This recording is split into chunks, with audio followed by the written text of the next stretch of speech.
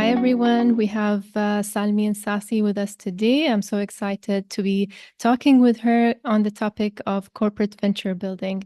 And before we do that, I just want to give a brief introduction about Salmine. Salmine is from Tunisia. She is based in Portugal, Lisbon, Portugal. She is a venture builder and a strategic designer. Salmeen and myself have never met in person before, as many of the guests that we have on the podcast. Some I've worked with, some I've worked with virtually, some I've never worked with yet. So Salmeen, we were going to meet at a conference, but it never happened. We ended up connecting online, and we ended up having great discussions and realizing that we both work in similar spaces as well. So welcome, Salmeen, to the Women for Impact podcast. Thank you so much. It's a pleasure to be here, and thank you for having me. My pleasure. And Salmeen, how about you give us an introduction about, how did you end up working in the corporate innovation space and specifically in corporate venture building? Yeah, for sure. So I started my career almost the other way around. So I didn't go through like a job, corporate, then maybe a startup or consulting, whatever that may be. I started as an entrepreneur and I moved into the space of consulting, and then from there I moved into the space of innovation. So I tried my luck with multiple ventures.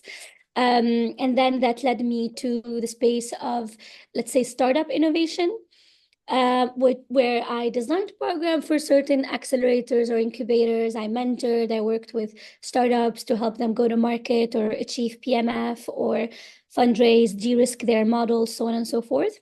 And from there, I discovered the world, I guess, of venture building in general. And I worked with venture builders in Europe, and the clients at the time were all corporates. So that's where corporate venture building came about, to me at least, and that's how I discovered it, where I worked with corporates. I was part of venture building teams, and the corporate was almost like the client, and this is what we call external corporate venture building. And we worked with them on designing, piloting, and launching to markets new products and services that can serve them in a way where they can increase their visibility, this corporate, or target a new niche customers or even new set of customers. It could be designing a product or a service that enhances the core product or supports the core product in a way, or it can be a total new space for them that they think that's where the future is going, essentially. So we go from visioning or their own strategy or their own, objectives for the next few years. And then from there, we go step by step, very lean and agile, in order to provide or build these new products and services that are on their own, like they are mini startups on their own, essentially. And they are either in the corporate or outside. That's up to them to figure it out. But it's a venture building, essentially. We're building new ventures for corporates and Amazing. with corporates. For them and with them, yes. So that's a very good point, the co-creation part, right? So thank you for that, Salmi. And maybe we go a step back because I love the topic of corporate innovation in general, and I know that you've worked in Europe as well. So I always say that I think this is a booming topic in Europe, specifically the corporate venture building as well. So, for those that are listening, that are new to the term of what is corporate innovation, or maybe they have an idea about it. So, corporate innovation is basically, people have many definitions about innovation. They could be thinking about inventing. They could be thinking about, innovating an idea. But essentially, what it means is operating as a startup within a company. So bringing that, some companies will call it entrepreneurship thinking, or bringing that entrepreneurial mindset to the companies. Now, the way it is done differently in every company and based on what they need and what suits them. The most common way we are seeing is the corporate startup collaboration, and maybe that's where you started, Salmin, correct? Yeah. So with corporate, that's exactly what it is with corporate innovation, right? And the thing is and I think the oldest way or the most classic way of corporate innovation is corporate venture capital, right? That's Yes. That's how it started, let's put it that way. And then we discovered and we built all of these different models to make it work for corporates, right? To sometimes minimize costs, sometimes to maximize profit, sometimes it depends on what they want to achieve, essentially. The larger the corporate is, the more out of touch of what's happening in the market they are, Yeah. even if they track the right data and track the customers and all of that. So oftentimes, corporates do not, the market is changing in different ways. New generations are now have disposable income to decide on what to purchase and what not to purchase and how to go by what their consumer behavior, essentially, and more conscious consumers are Yes. emerging right now. So corporates do not understand how to navigate the the amount of changes that are happening in the world, right? That's something that startups are better at, right? Startups do not have endless resources, whether that be human or financial resources, but they have endless curiosity and they're entrepreneurial by spirit. So we're always researching, we're always trying to identify what works and what doesn't, and we're so much involved in the market, right? So corporate innovation is almost bringing both worlds together, whether that be internally or externally, and working with uh, entrepreneurs within the corporate, hiring consultants or consulting firm, acquiring a startup or acquiring products from a startup or investing in a startup or Um, so all of these different models of corporate venture innovation. And sometimes the corporate can identify where to go and sometimes they can't. And that's our role, right? So we help yes. them navigate that process and that strategy and decide on what works for them. Exactly. Yes, that's a very important factor there in terms of deciding which model is more suitable, sometimes a combination of models as well. So before you start the corporate venture building, I assume you go through the ideation with companies, or do they already have an idea? Because sometimes I worry when a company says, we know exactly what our challenges are, we know what our problems are, we just want someone to build them. But then you can get a vendor to build that for you. So, can you please help to clarify this to those that are listening or watching this?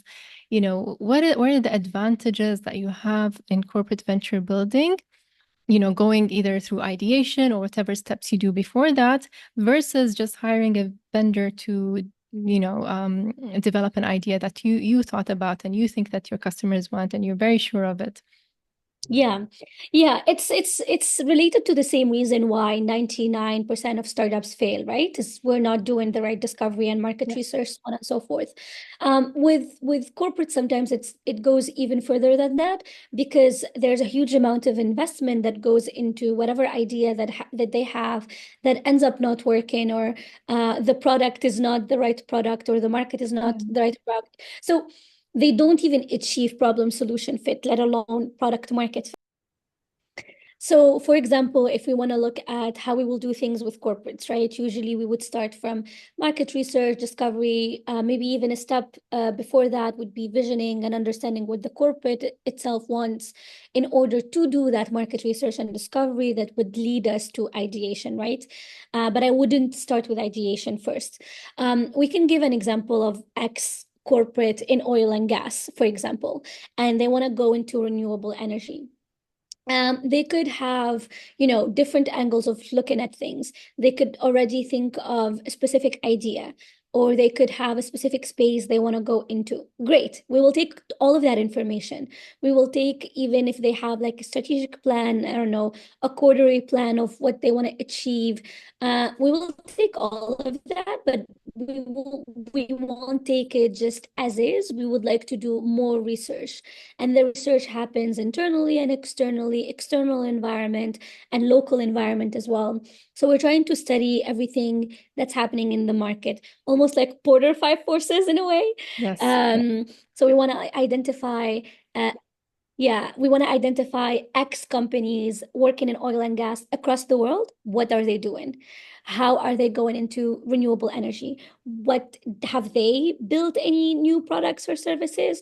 What are the successful ones versus what are the failed experiments that they ran? So we're really trying to snoop on everyone almost and Mm. kind of figure out it's benchmarking analysis and kind of figure out where we can operate and kind of cut our our journey by 20-30% because we identified all of these failed experiments or successful experiment. We would want to understand how the local market is going, where it's heading, what are the interactions of my ex oil and gas company with stakeholders like governments and NGOs and other corporates, businesses, end users, whatever that might be. Social listening, what are they saying about us as a brand, as a company?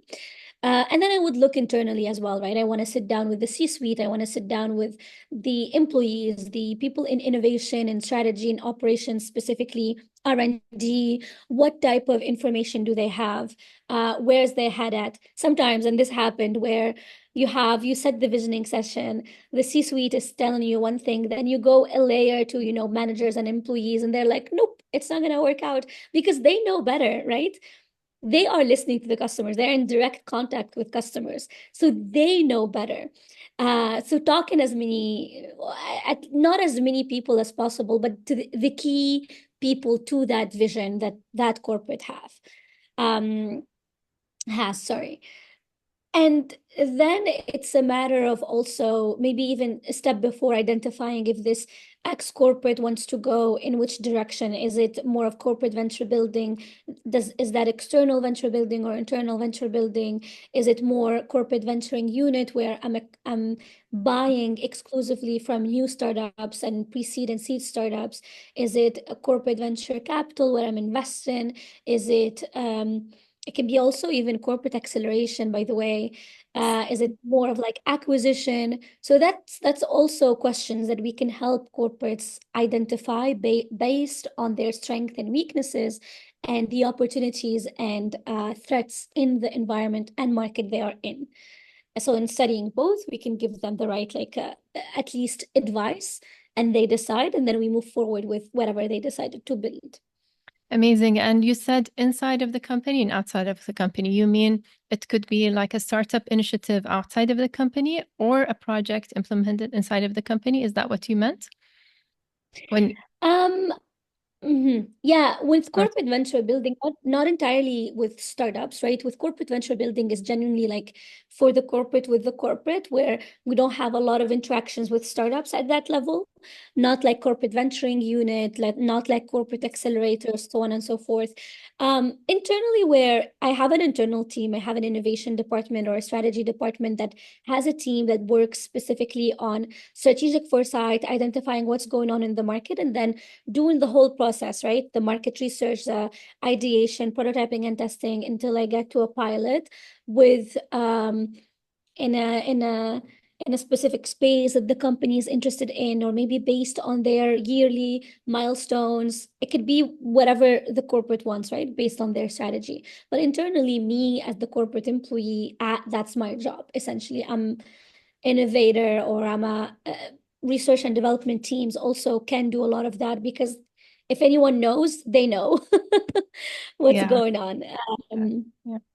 And then the external corporate venture building is actual companies, usually small companies, small to medium, that do corporate venture building for corporate clients and with corporate clients. So and there are a lot of examples of that in Europe, a few in the GCC and a few in Africa, but plenty in Europe, where I go to this, again, we take the same example of this ex oil and gas company, and there's a proposal being developed for them. There are a few conversations, and then here's what we will build together. It will take us 9 months, and in 9 months, we will launch this type of business. We don't know what it is yet, but this is how it's going to support this oil and gas company to go into renewable energy or to diversify income or to optimize business model or to build a new product or service that's cutting edge, whatever, right?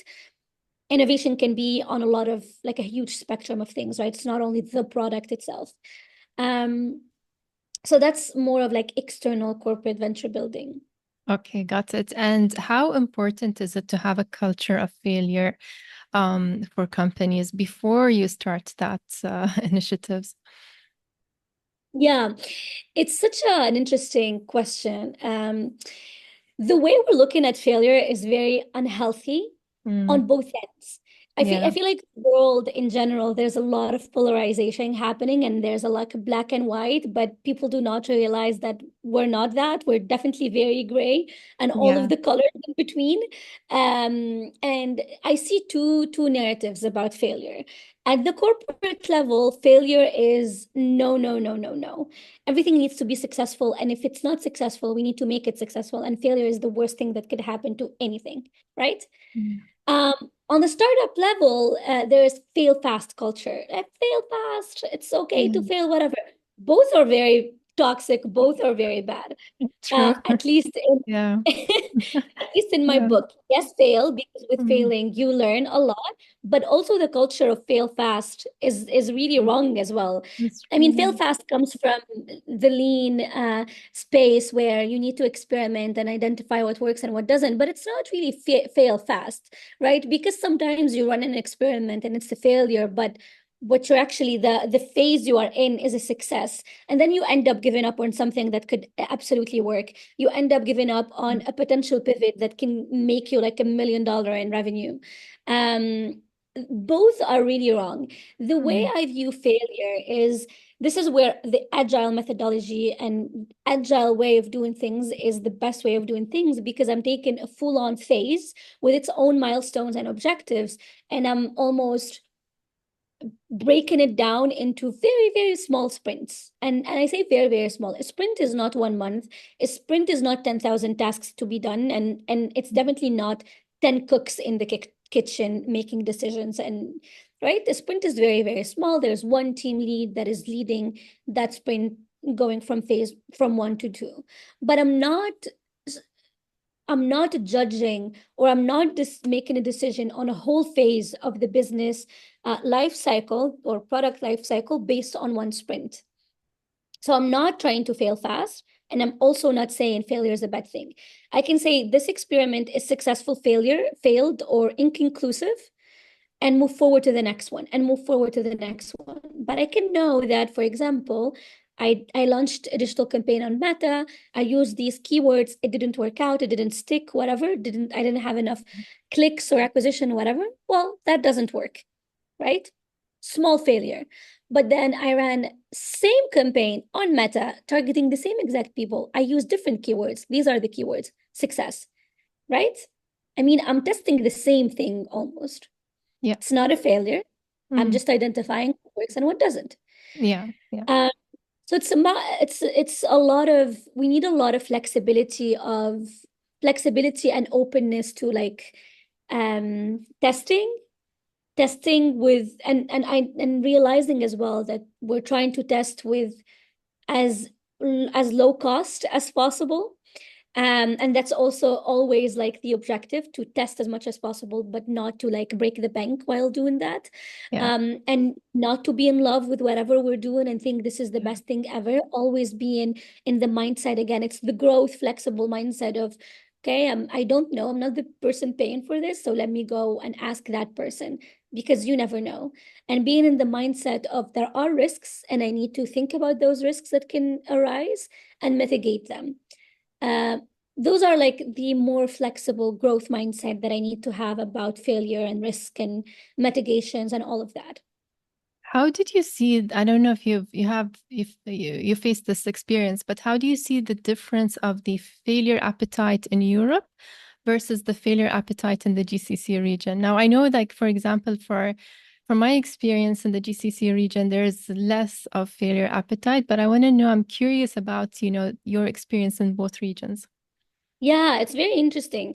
I had a similar conversation not so long ago with a friend and a colleague.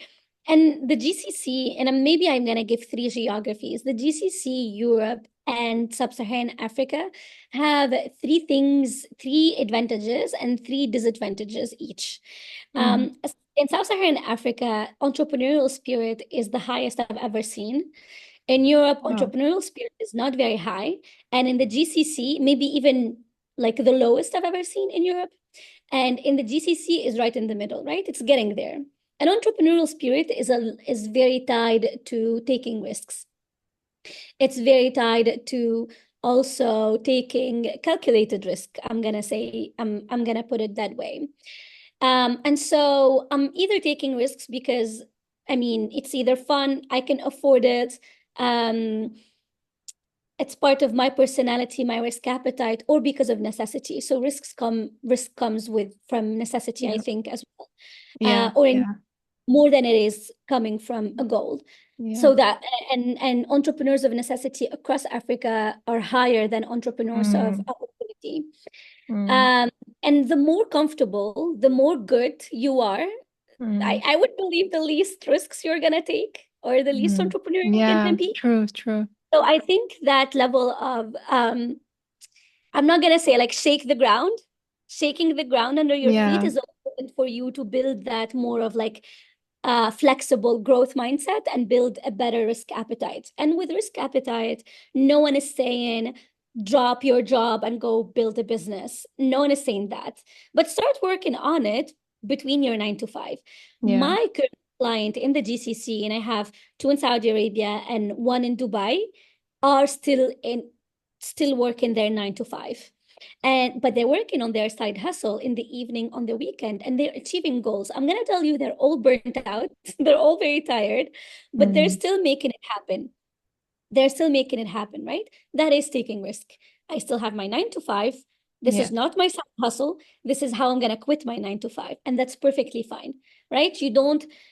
You can be a part-time entrepreneur at the beginning until hopefully you can achieve Yeah. problem solution state, or you can build the product. That's perfectly fine, right? So we go at the corporate level, and it depends on how large the corporate is and the DNA of the corporate, essentially. There are large corporates that take absolute huge risks and they have huge failures. And we're talking about the big companies that Yeah. literally all innovate, and all they do is research and development, right? We're not Yeah. talking about we're not talking about the Meta and the Googles and the Amazons and the AWSs. We're not talking about those, but we're talking about the maybe the industry giants that are still stuck and not being able to innovate, right? Especially in fast moving consumer goods, right? Um, so with those guys, the only way for them to innovate or to take risks or to get out there in a way is through these corporate venture building mechanisms. And this is why Mm. they invest in external corporate venture building or internal corporate venture building. The budget for that sometimes comes from research and development, or its own department. It's the innovation department. For example, Lufthansa has a Lufthansa innovation Yeah. studio or corporate venture building company. Yeah. BMW has one, but then you also have external corporate venture builders like Bundle, like What a Yeah. Venture, these guys as well, who do that for you as a corporate client. So this is how a corporate identifies its risk appetite, not and not in the same exact way as startups and SMEs. I have to say something in the GCC. I do see entrepreneurship of necessity as well, and it's different from Mm. entrepreneurship of necessity in Africa. The necessity in the GCC is related to self-actualization and having Mm. total full power over what you do, your time and your life, and control. Wow. And Mm. this is the difference. It's still of necessity, by the way, but different types of necessity. Yeah. And I've seen it a lot in female founders in the GCC. All of my clients happen to be female Yes. founders, so that's my Yeah. only benchmark as well. But I do Yeah. see it. Yeah. Yeah. Um, that's where I see the opportunity between those three regions, because I feel like each one is lacking something that the other one has, whether Yeah. that be knowledge or resources or um, those entrepreneurial Yeah. skills Yeah. and know-how. And I dream to see like a crossover of Yeah. venture builders or a crossover of innovation between specifically like Western Europe, the GCC, and Sub-Saharan Africa, Yeah. in my experience at least. Amazing. I love how you spoke about on the corporate level and on the personal level for individuals. And I think a lot of us really are fascinated by the entrepreneurial thinking and culture and the autonomy and freedom that comes with it. But then again, we also know that the risk appetite is different from one person to the other, depending even on your situation, where you're at in life as well. What's how much you can afford to take risk at the moment. So there's lots of things to think about, but I think that it's amazing how a lot of us want to be in this space. But then a lot of companies are resisting to be in this space as well. They just see it as flashy and nice. And because I don't know if you heard the term, innovation theater. So I think it's mentioned in I know that Strategizer talks a lot about it. So we've seen a lot of companies doing hackathons, challenges, ideation, and that's it. We've innovated, that we've done what we can in terms of innovation. Nothing comes out of these ideas. There's no value proposition. There's no development of these ideas. And so other companies become skeptical about it, or, like we haven't achieved much from this, obviously, because they haven't gone through the process, the lengthy process that you talked about, even before going to decide which innovation model is suitable for your company. So I think, thank you for this. Salmine, I think also thank you so much for simplifying this dense topic. It's a very dense topic. There's so much to talk about corporate venture building that's, we can go on and on about it, but unfortunately it's a short episode. But really, thank you so much for simplifying it, about talking about the different cultures as well. And I think there's so much that we can take away from just by listening to the experience that you have shared. Thank you so much, Salmine. Thank you so much for having me. It was very fun, and thank you again for the invitation. I appreciate it. My pleasure. My pleasure. Take care.